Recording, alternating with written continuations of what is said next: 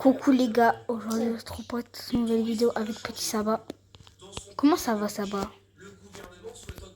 Dis bonjour à la cam où je te mange.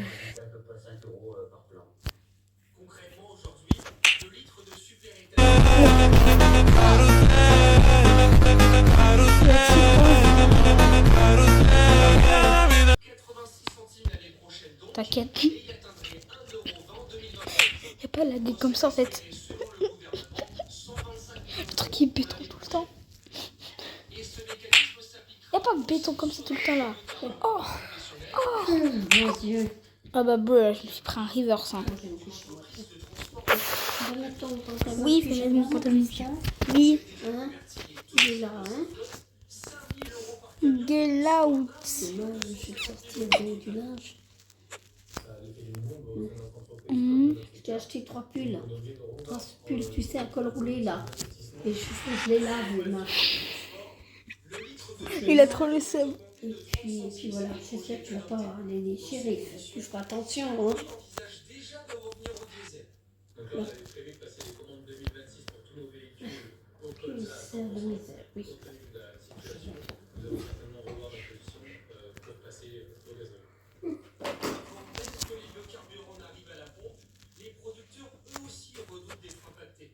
Cyril Millard, agriculteur en Seine-et-Marne, produit des céréales et de la betterave pour le biocarburant. Il craint que cette hausse des prix ne fragilise son exploitation. C'est une richesse de pouvoir produire son énergie.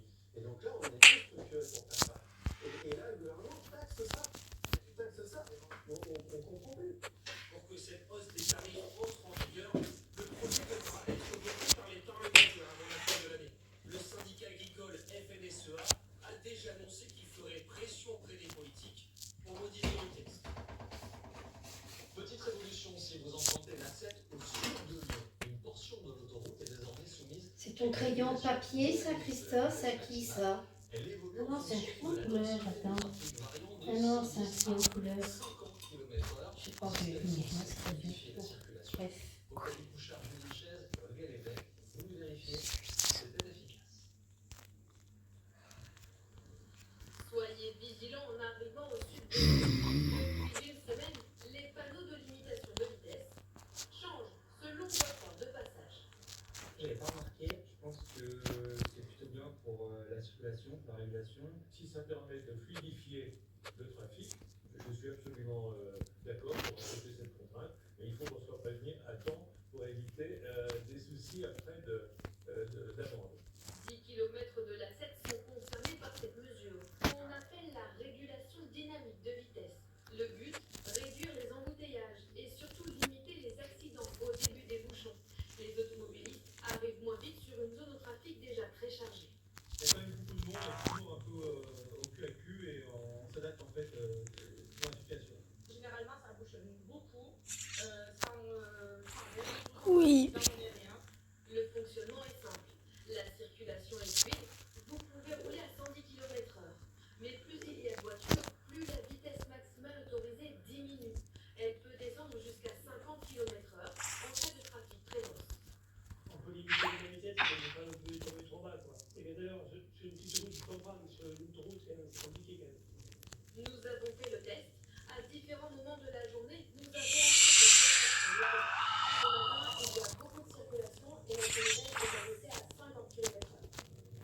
Et nous sommes revenus au même endroit, quelques heures plus tard. En plein après-midi, il y a très peu de circulation. Nous pouvons donc rouler assez vite. Vos applications de circulation n'arriveront peut-être pas à suivre la cadence. Ou en erreur. De temps en temps, les panneaux sur le côté disent autre chose que les panneaux au-dessus, mais c'est toujours les panneaux au-dessus qui font la règle. Tout juste, madame. Ce sont les panneaux au-dessus de la chaussée qui font foi. Pour l'instant, les conducteurs qui ne respectent pas la limitation variable ne sont pas verbalisés. Cette mesure est déjà en place sur l'A25 près de Lille ou encore sur l'A63 à Bordeaux, où cela a permis de réduire considérablement les embouteillages. Direction la Chine maintenant, où la loi est extrêmement répressive en matière d'alcool et de drogue. De nombreux automobilistes doivent rentrer chez eux avec leur voiture après une soirée arrosée. Une application l'application propose en fait à ses usagers un service à chauffeur qui fait Oui, j'ai déjà en pyjama. à la sortie des bars ou des restaurants pour les ramener à bord de leur propre véhicule. Louise Manois, Xavier Bonnet et Gala. Pour ce groupe d'amis, c'est soir de fête. Bonne fête nationale. Chiazot est arrivé au volant de sa voiture. Pas besoin de compter les verres. Hors verroudis, peu importe. Quand vient l'heure de repartir, il sort son téléphone portable et ouvre l'application équivalente à Uber en Chine. Prenons un tiers.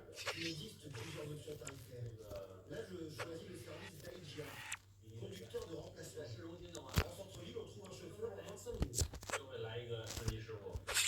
Cette option les met en contact avec ce qu'on pourrait appeler des SAM professionnels. On les identifie à leur gilet gris. Des hommes pour la plupart qui patientent devant les bars et restaurants en quête de commandes. Ça fait 1 heure que je suis là. Les zones rouges, c'est là où il y a beaucoup de demandes. L'application attribue une évaluation à chaque chauffeur. J'ai 126 points. Plus ton score est élevé, plus tu as de commandes. Mao Zheng s'est inscrit sur la plateforme il y a 1 an. Il a passé un examen et déboursé une trentaine d'euros. Depuis, il travaille 8 à 9 heures par jour pour obtenir un salaire qu'il juge suffisant. Un travail de nuit, sans cotisation sociale, mais qui offre quelques avantages. Moi, le gars, c'est énorme pays, vous vous rendez compte? Sur les réseaux sociaux chinois, les chauffeurs partagent leur expérience au volant des voitures les plus exceptionnelles. Il faut s'accommoder des clients en état d'ébriété. Le client a commencé à vomir, sans doute parce qu'il avait bu. Ils sont 8 millions à opérer dans 200 villes de Chine. Bonsoir, votre numéro termine par 45? Ce soir, c'est Kevin qui raccompagne Xiao Shen et ses amis. Ce soir, j'en suis à ma 4e commande.